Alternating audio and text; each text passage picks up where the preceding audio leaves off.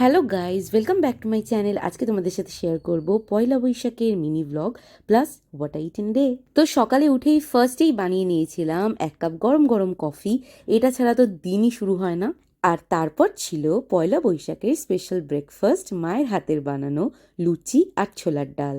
আর তারপর ফ্রেশ হয়ে নিয়ে দুপুরবেলা পরে নিলাম নতুন জামা কাপড়। পয়লা বৈশাখের দিন নতুন জামা তো পরতেই হবে। আর আমার টি শার্টটা ছিল খুবই কিউট, 3টে পান্ডা ছিল। অ্যান্ড তারপর পুজো সেরে প্রসাদ খেয়ে নিলাম। আর দুপুরের লাঞ্চে ছিল ইয়ামি মাটন বিরিয়ানি।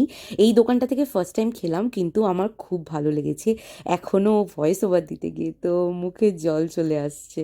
তারপর এইসব হজম করার জন্য উঠে খেলাম একটু থামস আপ। আর সাথে আমরা একটা মুভিও দেখছিলাম। পরে বিকেল বিকেল নাগাদ গেছিলাম একটু ছাদে। আর ডিনারে আমি বানিয়েছিলাম এই কোরিয়ান স্পাইসি র্যামেন। সেটাকে সুন্দর করে প্লেটিং করে আমি আর ভাই খেতে বসলাম। তো চলো, দেখা হবে আবার পরের একটা ভিডিওতে। Please do like and subscribe. By.